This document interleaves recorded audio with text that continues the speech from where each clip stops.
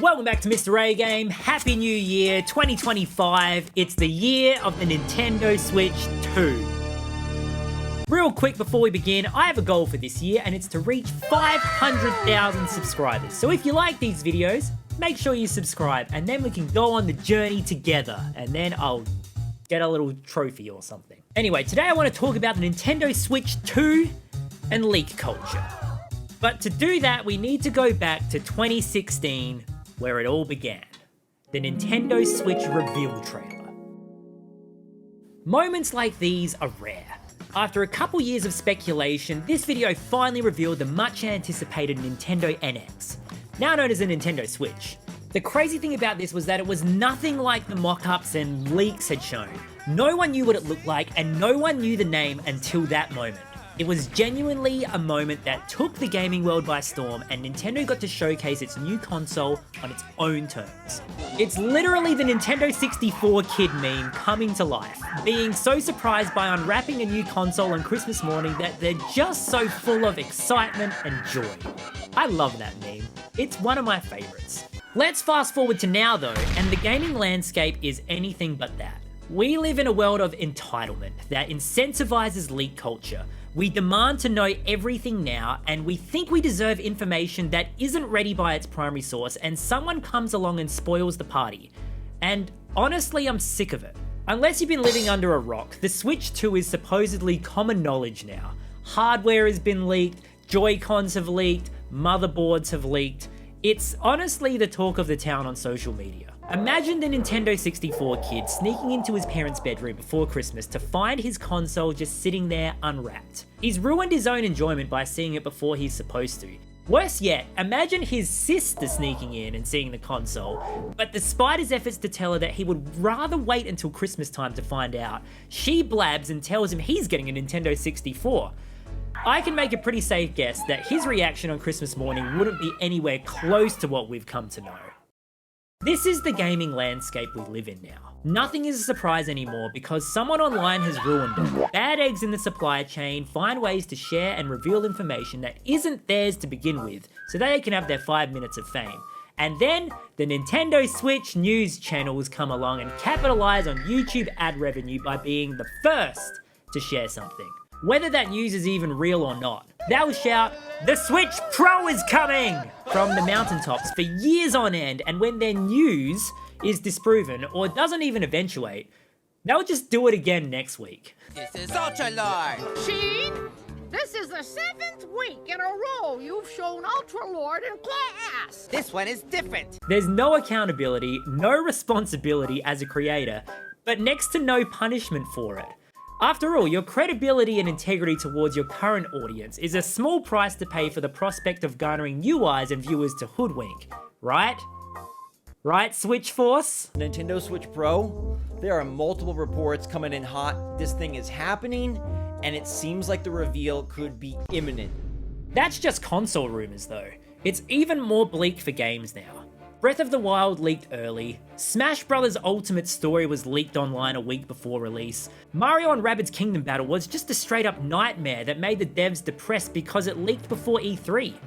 Tears of the Kingdom had 1 million people playing it on emulators before release, and people are shocked that Nintendo went hard with cease and desists on Yuzu? Like, are you kidding? They're a corporation, of course they're gonna do that. Even the GTA 6 trailer leaked early and ruined Rockstar's launch party. Like, sure, it's one of the biggest trailers in the history of YouTube, but it wasn't done on their terms, and I find it a bit sad that that's the norm now. As a creator, this leak culture doubles down and creates a really toxic environment when it comes to creating content online too. I've sat by and watched almost every first-party Nintendo game leak online before release, only to have other YouTubers jump in on those leaks and magically have full playthroughs of final boss spoilers ready the second the review embargo drops. So they won't get copyright struck by the Nintendo ninjas, but they're early enough to capitalize on it. A great little exercise I've been doing over the past year is when a new game is about to release, I'll wait for the review embargo to drop and then go to YouTube straight away and type in new game title, final boss, or new game title, all cutscenes. And you can bet that you'll find creators who've been illegally playing the game weeks before release, dropping videos just inside the acceptable time frame to capitalize on cheating the system, but not early enough to get caught by Nintendo. It's sneaky, exploitative, and unfair for the creators doing the right thing who suddenly have to play catch up because they're weeks behind schedule, because the people doing the wrong thing have been playing weeks earlier. Oh, what's that? You actually bought the game before release off of some shady guy on Facebook Marketplace and didn't ask questions? Sure, buddy. Great story. Sure, Jan. Zach Scott from Zach Scott Games sums it up pretty well here. The biggest problem with that from the developer's perspective is that their game is now being represented by a glut of rushed, low-quality videos. And then when creators like ourselves get our copies, we feel pressure to also rush our content production. I guess the point I'm trying to make with this video here is that I'm so sick of this leak culture, and I don't want to be part of it. I'm excited for Nintendo's next console, and I'm sure you guys are too.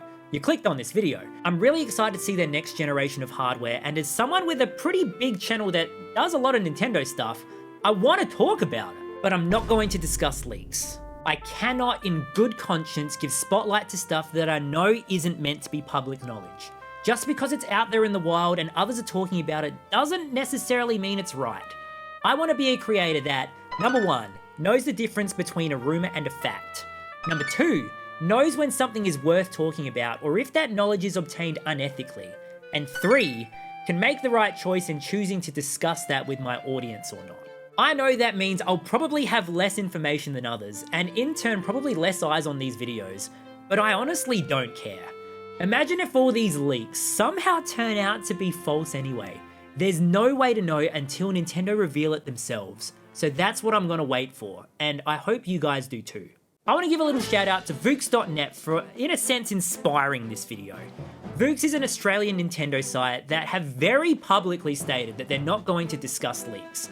It would 100% be a monetary incentive for them to jump on the bandwagon and discuss what's already been shown to the world, but they've chosen not to because they know it's not right. If you love reading Nintendo news sources and care remotely about where you're getting your news from, check out Vooks. Their site's in the description. So with all that said, the Nintendo Switch 2. If I were to look at the current Switch and determine its biggest flaw now, it would be its quality on third-party multi-platform games being less than stellar. The textures are reduced in quality, pop-in is beyond atrocious, and it just feels muddy and ugly. This is one of the most heavily downgraded Switch conversions I've ever seen. You get a third-party game on Switch, and 9 times out of 10, you'll find that compared to the PS5, Xbox XS Series 1, Game Pass, whatever name they call it now, there's always a compromise in visual quality or frame rate. Or both. Both. I honestly prefer playing on my Switch. I can take it with me anywhere, and I have 2 docks at home. One here for my setup to record stuff, and one for the lounge room. I can't tell you how convenient that is. It's so good. But for third-party titles, I've just bought the PS5 versions of games because they just run so much better. If Nintendo can release their Switch 2 with graphics that can at least offer a smooth 1080p 60, I would honestly be happy with that. Sure, if there's some sort of upscaling tech used to go further than that, then that would be incredible. But I think now we're at a point where 1080p should be the standard, and I'd love to see Nintendo rise to that on a tablet console. That would be sick. So what do you think about the Nintendo Switch 2? Are you as sick of leak culture as I am? Let me know in the comments so that way we can mourn together. Or better yet, what do you want to see in the Nintendo Switch 2? If you like this video and you want to see more, please subscribe so we can hit that elusive 500k subscribers, and I'll see you next time. Remember to bring your A game.